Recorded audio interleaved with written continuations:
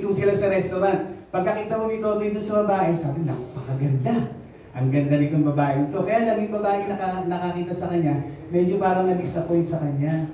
Sabi niya, hindi ka pala ganun katangkaran, sabi niya. Pero ba't sa picture parang ang tangkad mo, sabi ni Totoy. So, si Totoy medyo na-disappoint siya. Pero sa kabila ko nun, si Totoy medyo makwento. Madaldal siya eh. So, dinaan niya na lang sa kwento yung babae. So, ibig sabihin, natuloy pa rin yung date nila, naging masaya. Dahil nagkaroon sila ng magandang conversation eh.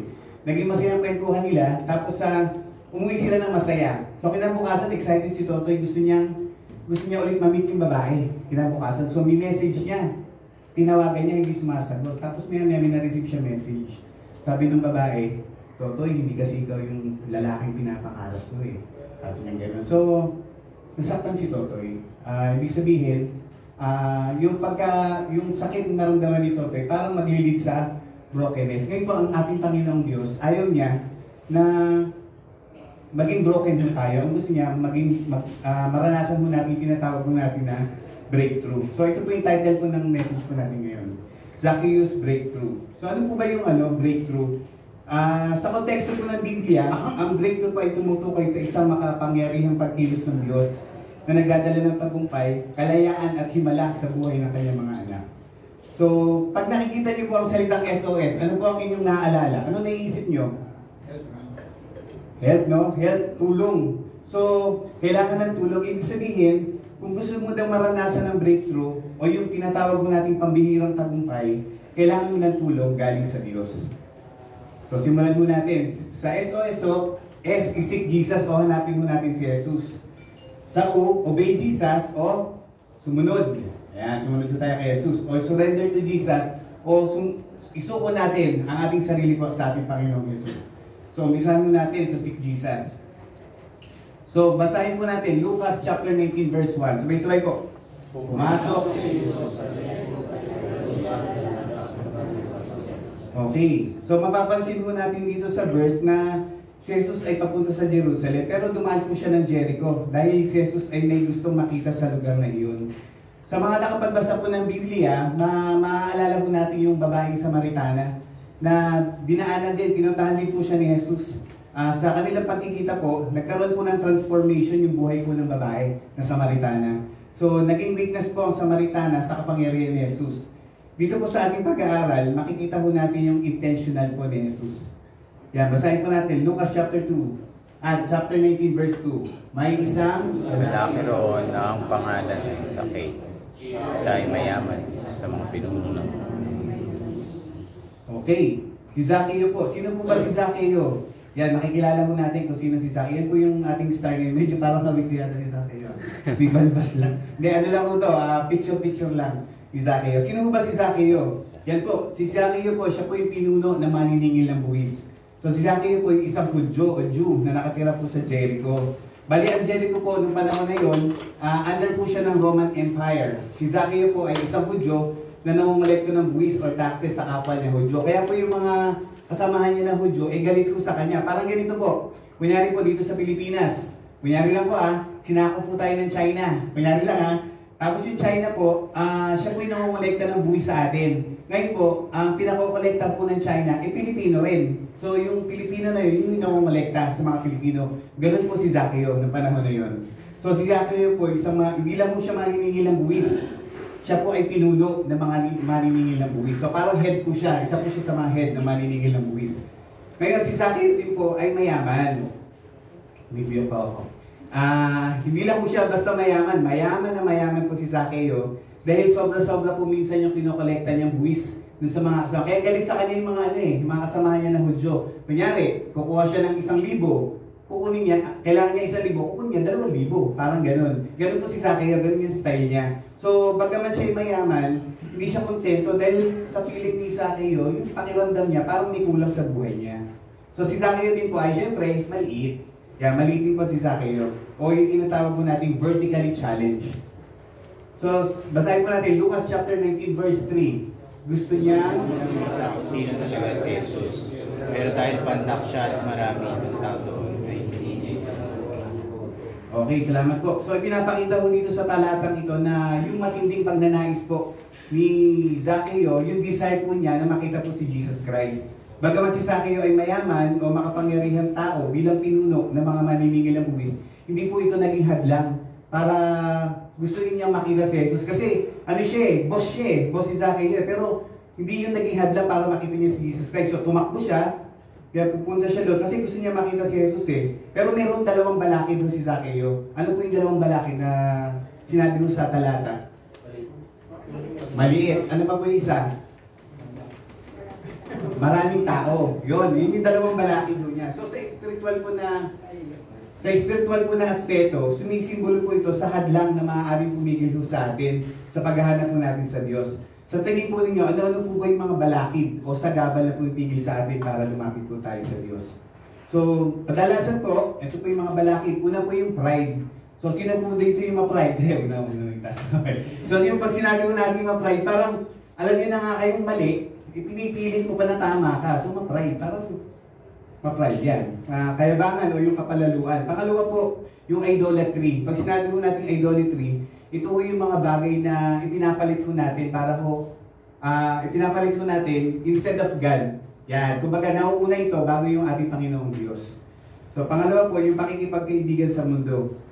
Ito po yung, yung mga bagay na makamundong bagay. Minsan, mas importante pa yung mga bagay na yan, mga material na bagay kaysa sa ating Panginoong Diyos. So, pangapat, yung sikretong kasalanan. Yan. Pag sinabi mo natin sikretong kasalanan, yung secret lang. Yung akala mo natin, wala mo nakakakita. Pero, wala mo tayong maililihim sa Diyos pag sinabi mo natin yung sikretong kasalanan.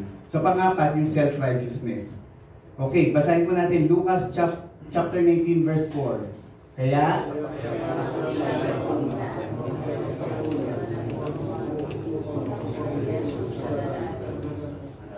okay, salamat po. Sa kabila po ng mga balakid, hindi po sumuko si Zaccheo. Umakyat siya sa isang puno ng sikomoro upang makita niya po si Jesus. So makikita po natin dito na yung kilos po ni Zaccheo ay nagpapakita po ng pagsusumikap at pagpapakumbaba sa kabila ng kanyang katayuan sa lipunan. Dahil nga boss siya boss si Zaccheo So pinapakita niya rito na walang sino man na di kayang abutin sa biyaya po ng Diyos. So sa kabila po ng kanyang makasalanang buhay, hindi niya po hiniyang hadlangan ang kanyang nakaraan sa kanyang paglapit sa Jesus. Kasi minsan sa buhay po natin, kunyari may kasalanan tayo, hindi, ayoko na lumapit kay Jesus kasi makasalanan ako. Parang gano'n. So si Zaccheo, sa kabila ng mga kasalanan na ginawa niya, dahil marami siya kasalanan, hindi po yun naging hadlang para lumapit po siya sa ating Panginoon. Para makita si Jesus. So sabi nga po sa Jeremiah 29:13, kung lalapit kayo sa akin ng buong puso, tutulungan ko kayo, sabi ng ating Panginoon. So sa biblical truth po, sabi dito, ang pusong may pagsisikap ay nakakahanap ng pag-asa at direksyon kay Jesus. Para po sa ating pansariling katanungan, ano po ba sa tingin po natin yung pumipigil para makilala po natin ang lubos si Jesus? Sa tingin po natin, pwede pong ito ay kapangyarihan, pwedeng pera, pwede po yung posisyon mo natin, o pwede rin minsan yung pamilya. Minsan na sila po yung pumipigil. Pwede po ba natin itaas yung kanang kamay natin? Taas po natin, taas. Tapos tapikin po natin yung mga kapatabi natin sa kanan. Sabihin mo natin, kaibigan, may balakid ba sa puso mo? O, taas naman natin yung kaliwa. Tapikin mo natin yung kaibigan natin sa kaliwa. Sabihin natin, kaibigan, kilalanin natin si Jesus. Okay, salamat po. So ito po, 6 Jesus. Next po, obey Jesus. So, paano mo natin ito mapapakita yung pagsunod po natin kay Jesus? Basahin po natin Lucas 19:5. Nang dumating,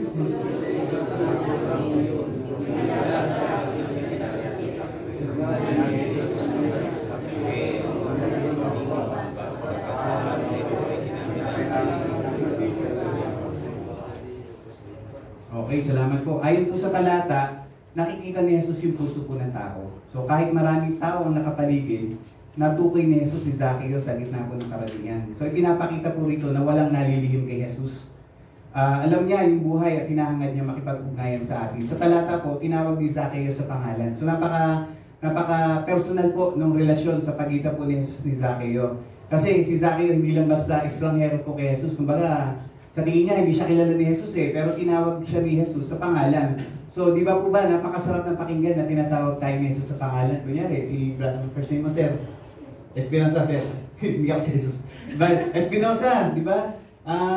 Alika rito, di ba? Parang bumaba ka dyan, di ba? Kaya lumapit ka sa akin, di ba? Napakasarap po pakinggan na si Jesus po, tatawagin tayo sa pangalan mo natin.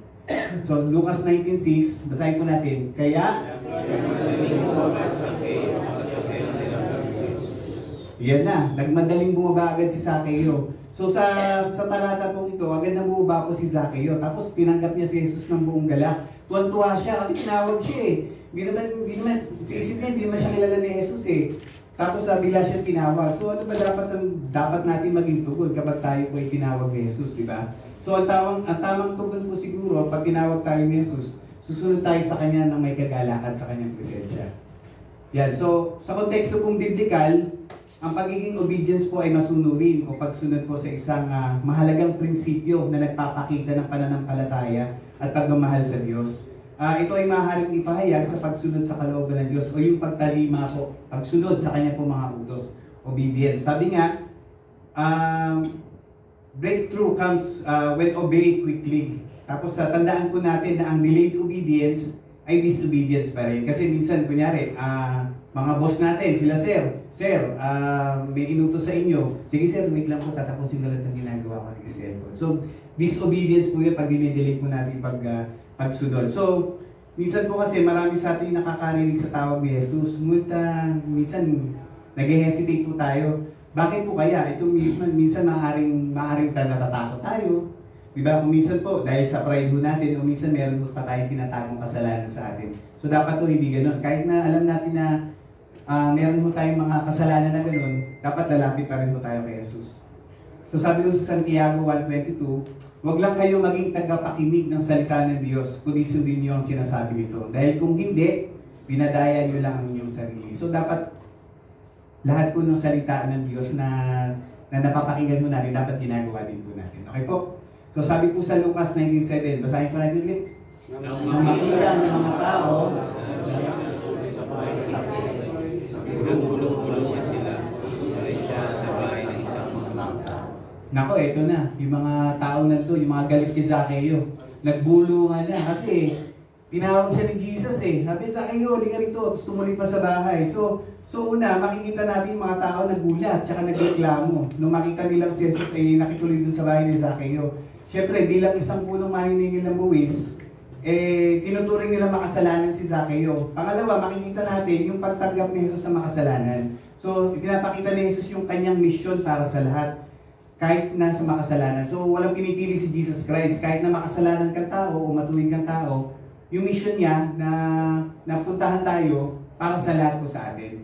So, sa isa pang mapapansin mo natin dito, yung pagpapakita po ng pag-ibig at pagbabago. Kasi sa kabila po nung negatibong tingin ng tao kay Zaccheo, nakita ni Jesus Christ yung puso po ni Zaccheo na nasa tingin niya nagbago. Okay po? So sa biblical truth po, personal po tayong tinatawag po ng ating Panginoong Diyos. Ang tunay na pananampalataya ay tumutugon sa pamamagitan ng pagsunod. So sabi ko dito, si Jesus lamang yung pangkalahatang nag-aanyaya ko sa atin. Kapag nanampalataya po tayo sa Panginoon, kailangan pag tumugon po tayo, dapat may kasamang pagsunod. So itaas nga ho natin ulit yung ating kanang kamay. Taas ulit, patok ho natin sa katabi ho natin. Sabihin ho natin, kaibigan. Tinatawag ka ni Jesus. O, taas naman natin yung kaliwang kamay. Tapikin ulit natin yung kaliwa natin katabi. Sabihin natin, kaibigan. Sumunod tayo ng buong puso kay Jesus. Okay, salamat po. So, ang pinakalaso natin ay yung S, surrender to Jesus. Surrender. Susuko natin yung sarili mo natin kay Jesus. Okay, basahin mo natin. Lucas 19 verse 8. Basa.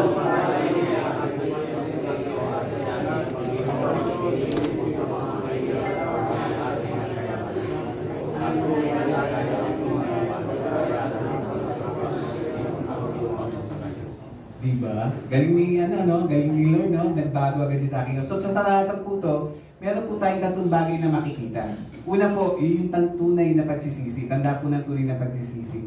Nang maranasan po ni Zaccheo yung pag-ibig, tsaka po yung pagtanggap ni Jesus sa kanya, agad siya nagpakita po ng tunay na pagsisisi. So nagpakita po sa kontekstong ito ibinahagi niya yung kanyang kayamanan sa mahihirap. At gusto niya pang isoli, di ba? Susoli niya na higit pa sa nadayang na pera niya. Sa perang nadaya niya. So ikalawa po, yung pagbabago po ng puso ni Zaccheo. So matapos niyang makilala si Jesus, nagbago po yung kanyang pananaw sa yaman. Mula sa pagiging sakim, naging ano po siya? Mapagbigay. Tama po, salamat po. Mapagbigay. At ang muli po yung pagtupad po dun sa batas po ni Moises. Ayon po kasi dun sa Exodus 22 verse 1, ang isang taong nandaya daw o nagnakaw ay kailangan magsauli na may dagdag na bilang ng kabayaran. Ngunit yung ginawa po ni Zaccheo, higit pa. Di ba? Kunyari, sabi niya, ibabalik niya rin ng 4 na beses. Kunyari, inutangan tayo ni Zaccheo o niloko niya tayo ng 1 milyon. Magkano pong ibabalik niya? 4 na milyon. No? Sana pala. Niloko tayo ni Zaccheo. Medyo alam. Yun po. Di ba? Ibabalik po ng 4 na beses po. So, repentance, na makikita ho natin yung tunay na pagsisisi o yung repentance kay Zaccheo. Kapag ikaw daw ay tunay na nagsisi, magbabago yung isip mo, yung direksyon, tsaka yung pananaw mo, tsaka yung mga gawin mo sa buhay. Repentance. Pag sinabi mo natin pagsisisi, yun yung pagbabago ng isip at yung direksyon. Okay po, sa Lucas po, chapter 19, verse 9. Yan, basahin po natin. Basa.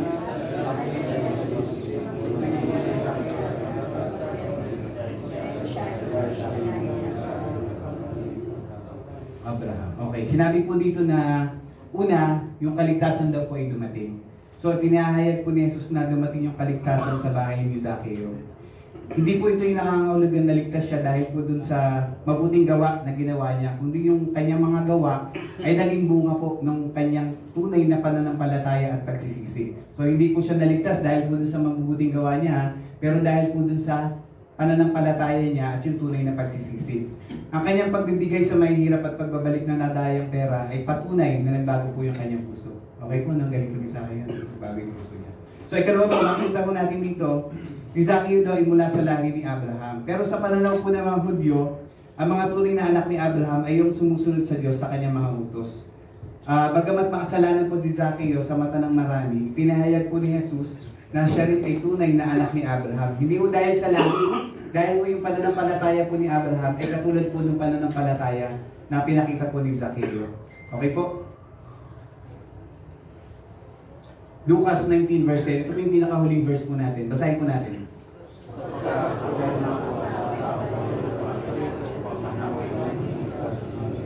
Ligtas ang naligaw. Sa huling talata po ng ating pag-aaral, makikita natin yung layunin ng pagparita po ni Jesus. So, ang talatang ito ay isang malinaw na pagpapahayag ng misyon ni Jesus sa mundo. Hanapin at iligtas ang naligaw. Hindi rin siya dumating dito para lang sa matuwid, kundi pumunta rin po rito si Jesus para dun sa mga makasalanan na katulad ko at katulad po ng iba po sa atin na makasalanan. So ginamit po ni Jesus yung titulong anak ng tao na tumutukoy sa kanya bilang isa pong Mesyas at tagapagligtas. Okay po, ang mga salitang hanapin at iligtas, hindi lang naghihintay si Jesus na lumapit sa kanya ang makasalanan. So si Jesus po hindi lang hinihintay si Sir na lumapit sa kanya. Si Jesus Christ po yung lumalapit din sa atin. So kapag pumupunta nga tayo dito sa church, sa pagtitipon natin ngayon, hindi po aksidente. Kumbaga, talaga pong inilaan po ng Panginoon, talaga pong sinadya at ginusto, plano po ng ating Panginoong Jesus na tayo po ay mapunta po dito sa ating pagsasama-sama po ngayon. So, pag yung sinabi mo naman yung mga naliligaw, ito po yung tumutukoy sa mga taong napalayo po sa Diyos dahil sa kasalanan. Kasama po dito yung mga ikinakwil po ng lipunan katulad po ni Zaccheo. Opo, isa pong maniningil ng buwis na kinamumuhian ng mga tao. Ngunit, minahal at binago po ni Jesus. Okay, sabi nga po sa 2 Corinto 5:17, ang sino mang na kay Kristo ay isa ng bagong nila.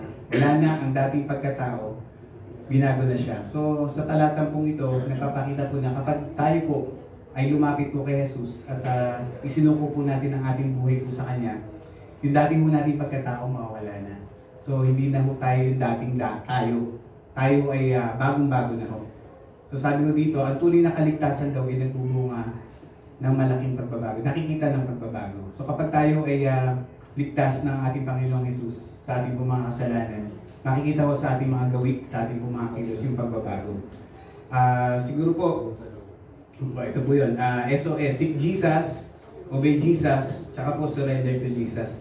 Ngayon po, nakita ho natin yung buhay ni Zacchaeus, nakita ho natin yung kanyang buhay na mula po sa pagiging makasalanan, lumapit po siya kay Jesus, hindi po siya natakot, kasi ako makasalanan akong tao, ba't ako lalapit kay Jesus, nakakahiya, nahihiya po ako. Ngayon po, sabi ko nga ako sa inyo kanina, hindi po aksidente kung bakit po kayo nandito ngayon. Ngayon po, hindi ko po kayo kilala lahat, hindi ko alam kung ano po yung katayuan niyo sa buhay, hindi ko po alam kung kayo po may mga sikretong kasalanan na nasa inyo pong buhay. Pero ang Panginoong Jesus po lumalapit po sa ating lahat. So tinatanong po tayo, kaya mo bang isuko ang buhay mo sa Panginoon? Yes. Diba? Kaya niyo bang isuko? Sabi po sa John 3:16, gayon na lamang ang pag-ibig ng Diyos sa sanlibutan. Diba? Ibinigay niya ang kanyang bugtong na anak, which is si Jesus Christ. Para kung sino man ang sumampalataya sa kanya ay hindi mapahama, kundi magkaroon ng buhay na walang hanggan. So sino po dito sa tingin po ninyo na kaya nyo talikuran yung kasalanan, yung buhay nyo dati, kaya nyo tanggalin sa inyong buhay at gusto nyo pong isuko ang buhay nyo sa Panginoon? Sige po, pakitaas po yung kamay. Yan. Sa lahat po ng gusto kong isuko ang buhay sa Panginoon, sige po, pwede nyo na pong ibaba. Pwede ko kayong i-guide ho sa panalangin. Kung gusto nyo tanggapin si Jesus bilang Panginoon, sarili nyo kung tagapagligtas. Handa ho ba kayong tanggapin si Jesus? Yung, ang gagawin lang po natin, i-guide ho sa prayer. Tapos kailangan nyo kasi kilalanin natin si Jesus bilang Panginoon at sariling tagapagligtas. At kailangan nyo maniwala ho tayo na si Jesus ay namatay sa krus, at inilibing. At pagkatapos ng 3 araw ay nabuhay para sa atin. Okay po ba yun?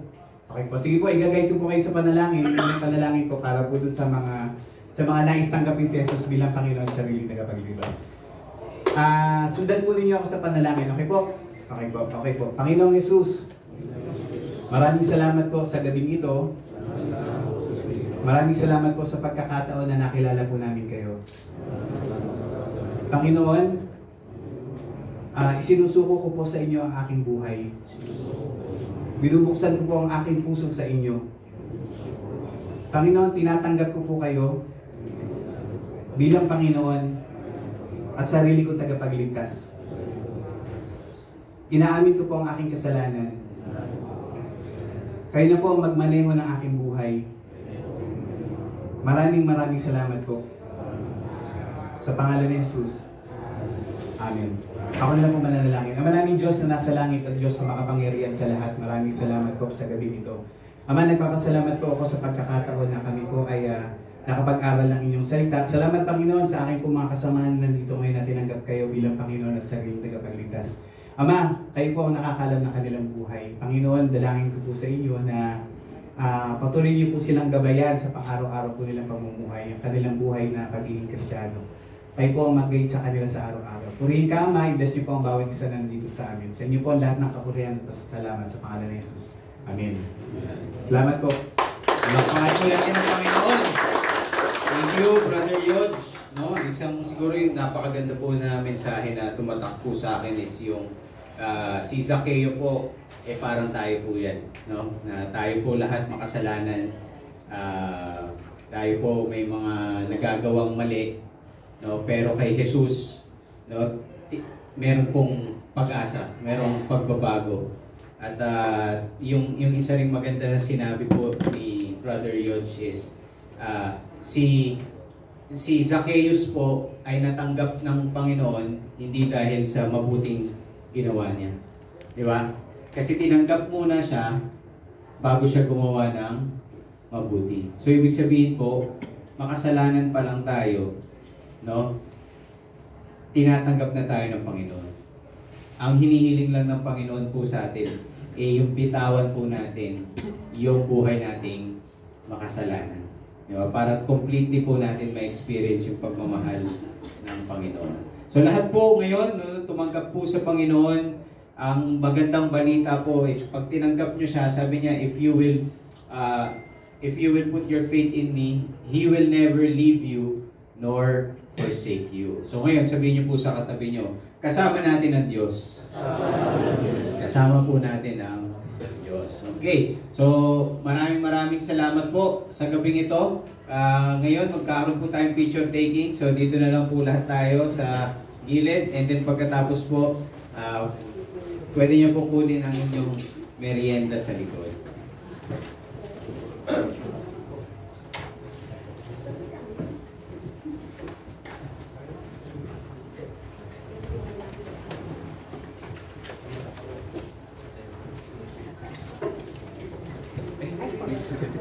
Hindi tayo kita.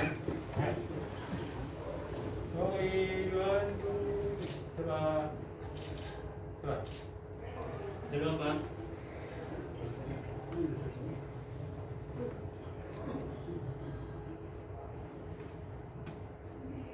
Okay, 1, 2, saba. Yeah. Saba. 1, 2, 3. 1, 2. Okay. Maraming salamat po. God bless. Sige po, mali dito ka. Sige po. Bro, bye-bye. Hanggang sa muli. Thursday ulit. Bye-bye. Bro, thank you. Thank you. Thank you. Sir, ingat kayo. Ingat kayo, sir. Sige po. Ingat po. Sir.